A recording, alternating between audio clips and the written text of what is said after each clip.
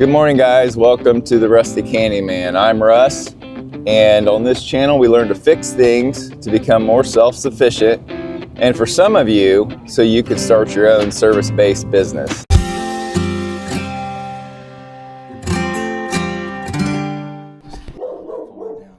All right, so you don't get to choose the conditions sometimes of where you work, and I do a lot of my quoting online. I don't go to the house because obviously you're wasting time or adding to the quote or losing money.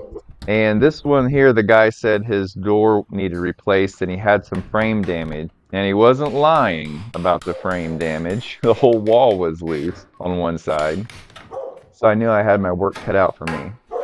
He wanted to reuse most of the trim, so I just tried to get the trim off without damaging it. Oftentimes the screws are hidden on the frame underneath the door seal. There wasn't a whole lot of screws in this one. Some of the long screws were also in the hinge that was holding the frame in place. And of course there's some in the bottom. This particular house had 3 large dogs that were right on the other side of that fence behind me, and they barked all day.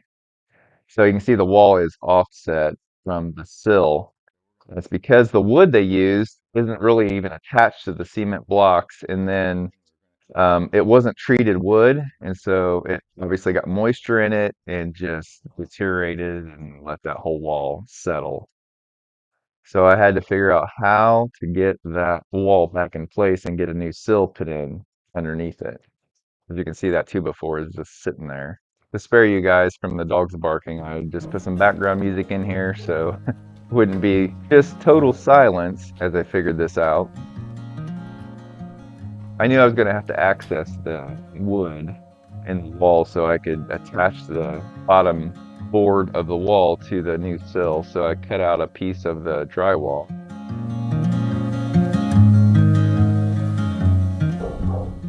I could have used a utility knife to do this, but I had left my utility knife at another job and I didn't have it, so I had to use my oscillating saw. That worked just fine.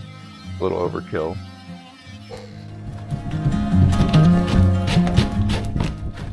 I first just tried to use my big pry bar to get the wall up, but it wasn't budging near enough to get a new piece in there. This is the piece that was in there. As you can see, there's not much left of it. Some of it's completely gone. And then I used a drill and multi-tool and crowbar just to get the little bit of spongy wood that was still stuck underneath there. I got nails going through these boards that I have to get off so I can slide the new board in.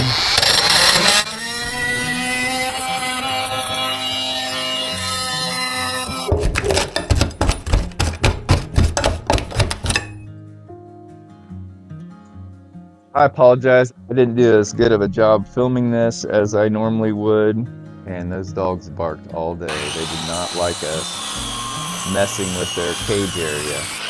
So I got a 2x8 to replace the wood that was under the door and the sill of the door. It was under the wall and the door sill. I went with treated lumber. It should be that way anyway. And I tried just to put a full piece in there, but I quickly figured out that I wasn't going to be able to slide the piece under the partial wall, so I cut this in 2 pieces. The homeowner had a piston jack, which was super handy. I did not have one with me, and so we used it to kind of put some pressure on the header of the door frame, but this piece of wood was still not going to fit underneath there. And as a handyman, you're trying to do the least amount of collateral damage, fix the problem. So I used this method to shave down the thickness of the board to be able to slide it underneath the wall. I'm not recommending this method, but it's the quickest thing I came up with, and I already had the saw inside my work area. I'm guessing the new piece of wood that I put in there is actually thicker than the original one was, because board thicknesses vary a little bit, especially over time and comparing treated to non-treated. So then I was able to just put the second piece in, and now I am attaching the wall to the sill and then the sill to the cement blocks that are part of the foundation here. Just keep everything in place.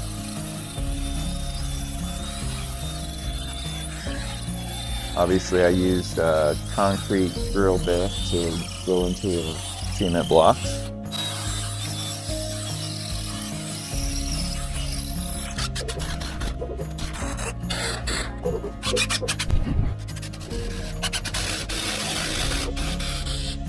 I apologize, we did not get much of this door installation because we had so many problems. The door was mounted in the frame upside down, and then the hinges were screwed up.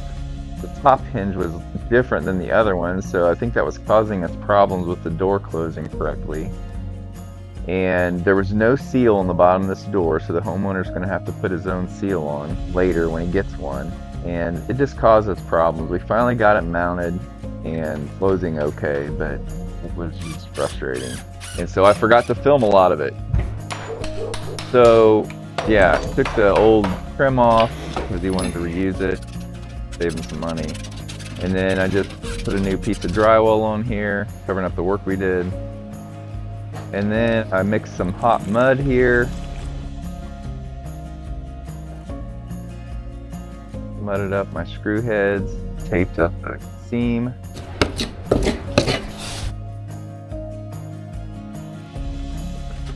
And this day was just kind of muggy, and it took forever for this to dry. Tried to put 2 coats on. Tried to reverse my shop vac to blow some air on it to help it dry quicker. It did make a little bit of a difference, but we still sanded when it was a little wet. Really appreciate the homeowner here. He helped us out, helps us figure out his door situation and what we wanted to do to make it work. And he's going to kind of paint things up a little bit. I think he's getting ready to sell this house, so he just needed this door fixed for the new buyers, and we were glad to help him out. So that was probably a pretty sketchy video.